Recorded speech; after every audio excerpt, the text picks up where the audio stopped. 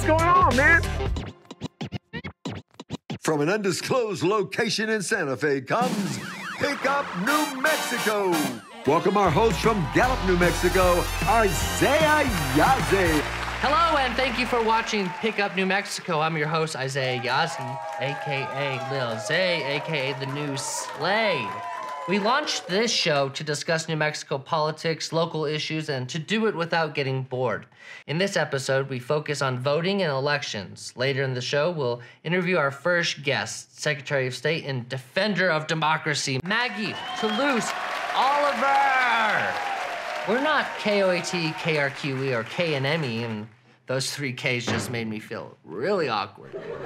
Anyway, welcome to Pick Up New Mexico. When politics pisses you off, we pick you up. It's 2022, and you know what that means. Actually, you don't, because you've been too busy playing Wordle while politicians jump over hurdles so that you don't pay attention. Let's start with our state gubernatorial race. In the blue corner, From Los Alamos, New Mexico, Michelle Lujan Grisham. And in the red, challenging Michelle Lujan Grisham, is Mark Ronchetti. This guy is ever present in my life. I remember watching the weather as a kid, and there he was, Mark Ronchetti. Now, 12 years later, he's running for governor. He's like New Mexico's Pennywise. Every few years, he pops back into our lives and feasts on our deepest fear. A Republican governor. But it's not just that. He's a weatherman who doesn't believe in climate change. Climate change doesn't cause fires. Come on. Let's take a closer look at this candidate.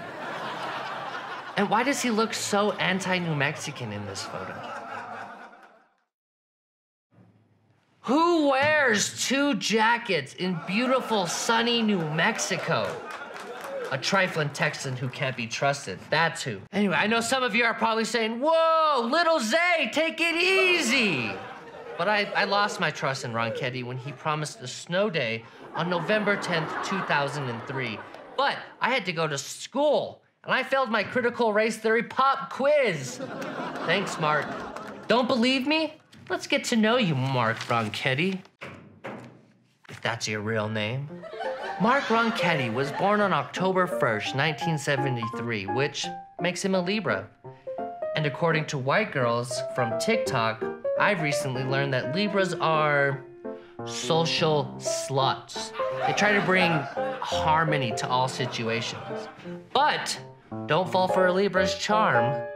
And I'm not slut-shaming you, Mark. I'm just saying Mark Ronchetti has been to more Republican fundraisers than COVID.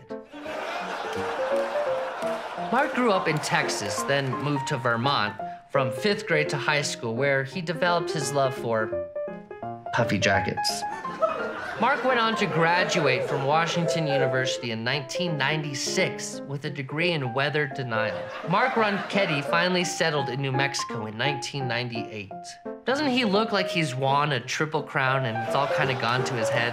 He looks like New Mexico's very own BoJack Horseman. Anyway, Mark's the kind of guy who doesn't really care about numbers. Here he is confidently exclaiming that New Mexico's number two in state violence. We cannot continue to be the second most violent state in the country. We have to stand up and demand better.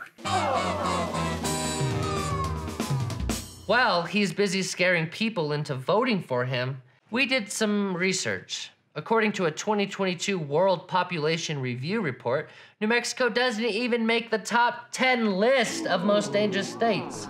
That's right, Mark, your numbers are wrong. Kind of like Ronchetti. Speaking of kids, where does Mark Ronchetti stand on education? Well, taking a look at his website, Mark Ronchetti will give parents a stronger voice when it comes to their children's education.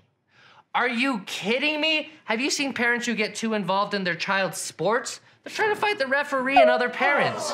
Parents don't need a stronger voice. They need a stronger democracy. Meanwhile, Mark's entire platform is freedom. Freedom for him and other horse people.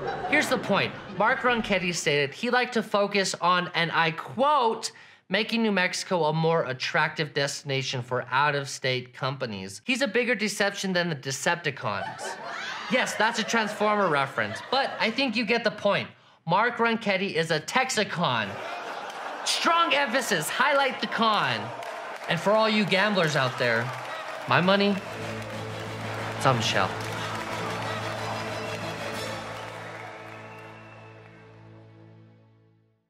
New Mexico, land of enchantment, land of transcendence, land of settlement. Our state is a special state, but with the influx of newcomers, there's a lot of people talking about what makes a true New Mexican. Even the New Mexico Tourism Department's catchphrase is, New Mexico, true. So anticlimactic. We here at Pick Up New Mexico have done the hard work of compiling what true New Mexican values are. Whether you and your family have been here before colonization, or you just got here and can't roll your R's. You matter. Let's take a look at 10 true New Mexican values.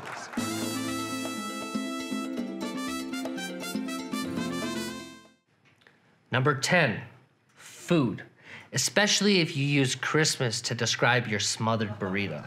9, art. If you're an artist, any kind, you could play spoons or DJ or take a picture of a bush that gets around. 8, curiosity. Ask lots of questions. The more, the merrier, the better. Make sure you ask 2 questions when only asking 1. Hey, you want to go get something to eat? Or nah. 7, having more junk cars in your yard than running cars? That's a New Mexican value. 6, if your grandma uses a green chili to show you how to put on a condom, you're a true New Mexican. 5, redemption. You know you need it or know someone who needs it, especially with all that road raging we're doing out there. And you know what? The worst road rage is the guy with the rosary hanging in his rearview mirror. That's a true New Mexican. 4, spirituality. If you have a tattoo of an angel or a cousin named Angel, you're definitely a New Mexican. 3, if you're in New Mexico and you don't qualify to adopt a native kid, but you adopt a res dog, you're definitely a true New Mexican. Number 2, if your abuela is your drug dealer, you're a true New Mexican. And finally, number 1, the New Mexican value we love to see most is equality. Yep, you heard it, equal rights. We believe in a human's right to govern their own bodies. Luckily, we're not the only ones. Check out this clip of the history of reproductive rights in New Mexico. New Mexico's abortion law was put on the books in 1969. It banned abortions except in cases of rape or incest, or if it was necessary to save a woman's life. But the law became unenforceable following the Supreme Court decision in Roe v. Wade in 1973. It sat on the books dormant until February of last year. That's when Governor Michelle Lujan Grisham signed a bill that struck the old law from the books. With that law gone, abortion will be legal in New Mexico, even if Roe v. Wade is struck down. And that puts New Mexico in a fairly unique position within the region, as Texas, Oklahoma, Arizona, and Utah all have laws on the books that ban abortion. Take that, Texas and Arizona. You smell that? That's a sign of equality. A true New Mexican value. And this has been 10 true New Mexican values.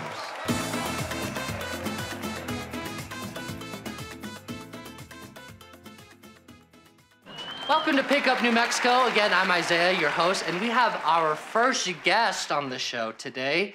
Yes, everybody, round of applause, Miss Secretary of State Maggie Toulouse Oliver. Woo! Awesome. How are you doing today? Hey, I'm great. How are you? Good, good. So, if you don't mind telling our viewers what you do, what Secretary of State does. Well, the Secretary of State does a lot of things. First of all, it is the third highest office in the state. So if ever the governor or lieutenant governor are out of the state, even though we have, email and cell phones now, I will be the acting governor. My job mainly consists of being the chief elections officer for the state. So I oversee every single election, state, federal, and local, conducted in the state at all levels, working together with county clerks and municipal clerks. We know in Arizona they did a whole audit and looked at bamboo and some other stuff like lasers or just some crazy stuff. So here in New Mexico, have you had any stop the steal threats or like guys come up to you and try to tell you the election was stolen or anything? I have the usual number of trolls on the internet that all have watched a YouTube video and decided that they're election experts, as opposed to the over 15 years worth of election administration experience that I have. She's not bragging. She's not bragging. Just a humble brag. But, there have been some efforts, the same group of people, they're venue shopping around the state. They're going to different county commissions. But, the irony of all of this is if these folks actually had done their homework and knew anything about how we do elections in New Mexico, we've already been auditing our elections since 2008. That's why we have paper ballots. And it's really boring, unsexy, nerdy stuff, but we do every general election. We go back and we spot check. We use this, a CPA comes in, randomly selects precincts. It's all very transparent. When our response to these folks about, we really need to do audits, we do them. Mm-hmm. Here's a report. And it's like they didn't even hear us. They just have this these talking points in their mind, right, about this is what we need to do. Yeah, and just so you know, if any of these guys try to tell you how to run your elections or anything, we're your posse here. We got you. We got you. I appreciate the posse. The posse. I'll just be here for the look. I know her, and I'll stand behind you. I think you could look very intimidating if you wanted. Yeah. Me? Intimidating. So in a few states, there's been the legislators who have changed rules and everything to allow people who weren't even elected to be in office. The people that were elected can get pushed out. What is that about? And is that going to be happening in New Mexico? Yeah, well, no. We're not going to let that happen here.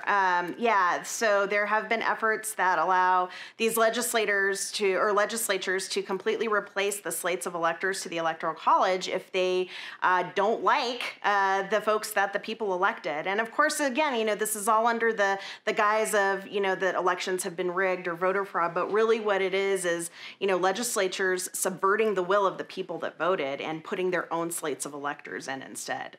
No, over my dead body, we will not do that here in New Mexico. Good, awesome. That is great to hear, and I'm glad to hear that because it feels like lately it's just kind of everything goes, and it's just we need people like you who are standing up for democracy. Well, so, thank you. Thank you. I know at least 6 of my cousins all live in the same house, aren't getting out to vote.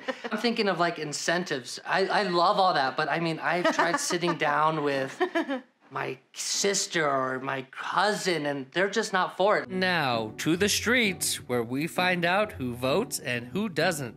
Awesome, so we are here in Albuquerque with? Brianna, so we got you right here in front of Frontier or Sagio's, and I just want to ask you, do you vote? No. You don't vote, so you're not registered at all? I am registered. Okay, so you are registered, but you don't take part of the process. Right. Are you registered to vote? Absolutely. I haven't missed voting since I was 18 years old. You are registered to vote. Did you just sign up, or have you voted in a past election before?